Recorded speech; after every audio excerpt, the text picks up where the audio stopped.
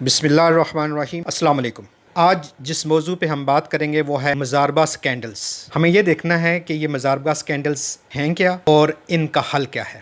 مضاربہ cases 2013 میں سب سے پہلے ان کا انکشاف ہوا۔ شروع میں تقریباً تمام کیسز FIA اور دوسرے اداروں نے لیے، لیکن بعد میں یہ تمام کیسز نیب کے پاس آ گئے۔ بدقسمتی سے یہ ایک ایسا سکینڈل ہے جس میں دینی رہنما، مفتیان اکرام اور مساجد کے امام ملوث تھے، اور اس کے متاثرین بھی زیادہ تر دینی لوگ تھے۔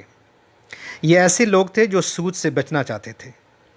متاثرین کی اس کمزوری کا فائدہ اٹھاتے ہوئے ملزمان نے تقریباً 1,25,000 متاثرین کو اسلامی بنیادوں پر کاروبار کا جھانسا دے کر لوٹا۔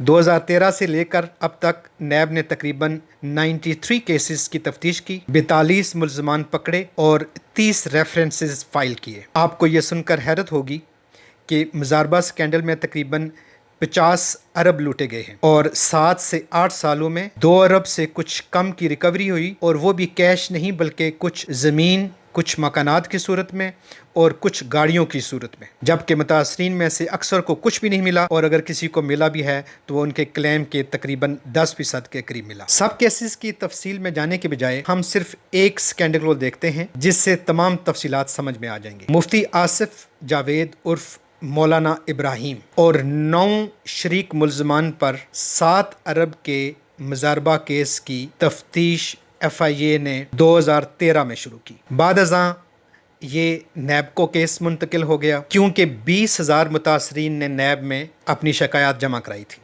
ملزمان کے پاس تقریباً 3,000 کنال رقبہ بہاولپور میں تھا، 700 کنال کا رقبہ قصور میں تھا، 70 کنال کا رقبہ رائے ونڈ میں تھا، جو کہ ضبط کیا گیا۔ اس کیس میں صرف ایک ملزم یعنی مولانا ابراہیم پکڑا گیا، جبکہ باقی تمام ملزمان تاحال مفرور ہیں۔ 11 فروری 2014 سے لے کر 15 اپریل 2014 تک یہ ملزم نیب کی تعویل میں رہا۔ اس تفتیش کے دوران اور اس کے بعد 23 اکتوبر 2014 کو نیب نے احتساب عدالت میں اس کا ریفرنس فائل کیا، جس کا ریفرنس تھا state versus Asif Javed, reference number 6 dated 23 October 2014۔ یہ ریفرنس آنریبل جج سہیل ناصر صاحب کی عدالت میں دائر کیا گیا۔ تفصیلی جرا کے بعد 1 جولائی 2015 کو مفتی آصف جاوید کو 14 سال سزا ہوئی اور تقریباً 8 ارب جرمانہ بھی کیا گیا۔ باقی ملزمان کو مفرور قرار دے دیا گیا، جبکہ ملزم تقریباً 4.5 سال سزا کاٹنے کے بعد اڈیالہ جیل سے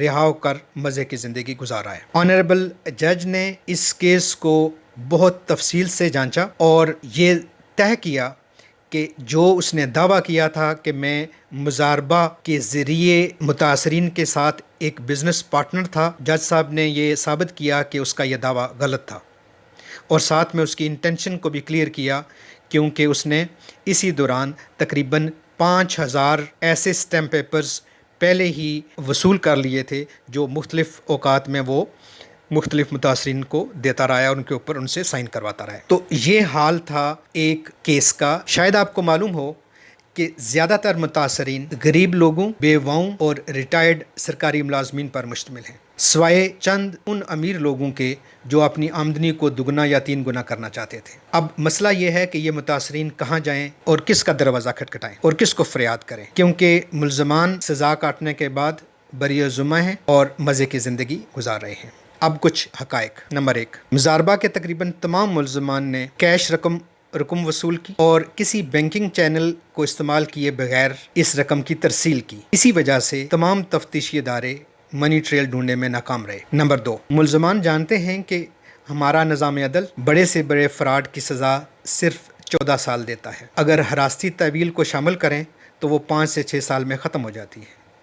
اس لیے ملزمان کے لیے بہت آسان ہے کہ وہ جرم قبول کریں یا نہ کریں، رقم واپس کریں یا نہ کریں، اپنی سزا کاٹیں اور اس کے بعد لوٹی ہوئی رقم کے ساتھ مزے کریں۔ اب ہم آتے ہیں مسئلے کی حل کی طرف۔ مسئلے کے حل کے لیے حکومت کو بھی 2 اقدامات کرنے ہیں اور متاثرین کو بھی 2 اقدامات کرنے ہیں۔ سب سے پہلے حکومت اگر حکومت واقعی مدینہ کی ریاست بننا چاہتی ہے اور اسے 1 لاکھ سے زیادہ متاثرین کی فکر ہے تو اسے فوری طور پر 2 اقدامات کرنے ہوں گے۔ نمبر 1، حکومت متاثرین کی تصدیق شدہ کلیمز کے برابر کی رقم کا ایک پیکج اناؤنس کرے اور متاثرین کو نیب کے ذریعے یا عدالتوں کے ذریعے وہ رقم دلوائے۔ نمبر 2، حکومت نیب اور ریاستی ایجنسیوں کی ایک JIT بنائے اور چیک کروائے کہ متاثرین کی اتنی بڑی رقم آخر گئی کہاں پہ۔ FATF کا بل پاس کرانا بھی ضروری ہے، لیکن یہ بھی جاننا ضروری ہے کہ اتنی بڑی رقم کہیں ٹیرر فائنینسنگ میں استعمال تو نہیں ہو گئی ہے۔ اب متاثرین نے کیا کرنا ہے؟ متاثرین نے اس ویڈیو کو تمام متاثرین تک پہنچانا ہے، اس کو